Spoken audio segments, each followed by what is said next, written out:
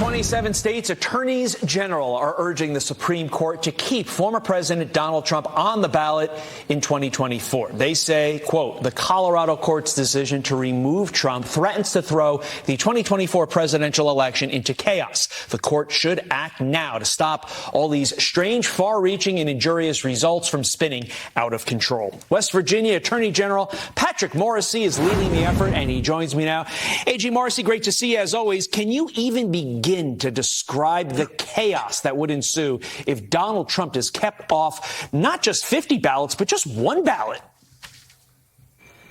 It would truly be amazing in American history if that were to happen. And I don't think that's going to occur, but here are some of the reasons why. First, courts are generally instructed to stay out of the middle, to not interfere with American political affairs. That's actually been a hallmark of how Supreme Court has reviewed cases for a very long time. And I think in this case, the court is going to take a very close look at the insurrection clause. And I'm very hopeful they're going to conclude that this is something that needs to have clear pronouncement from Congress, because if you don't, you would have that chaos across the country. When you're talking about the presidency and the vice presidency, these are two unique positions.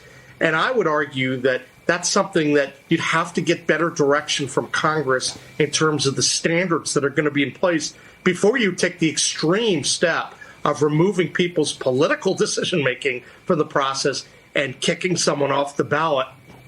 So I think that the arguments on the side of President Trump are strong, and I look forward to submitting these briefs and seeing the action in court. Yeah, just to be clear, do a little legal explanation here. You're filing an amicus brief on behalf of the president. Obviously, this is something that the president has to fight at the Supreme Court.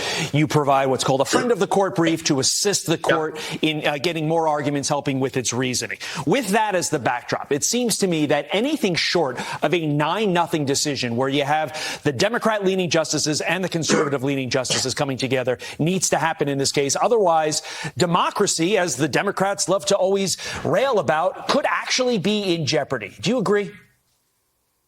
Well, look, I think that the cases before the court, we always have to have great respect for the court's decision-making, but we have urged the court to be clear and be swift about this, because you're starting to see across the country, there are a number of states. You saw it in Colorado, you're seeing it in Maine, and there'll be other states that will likely join.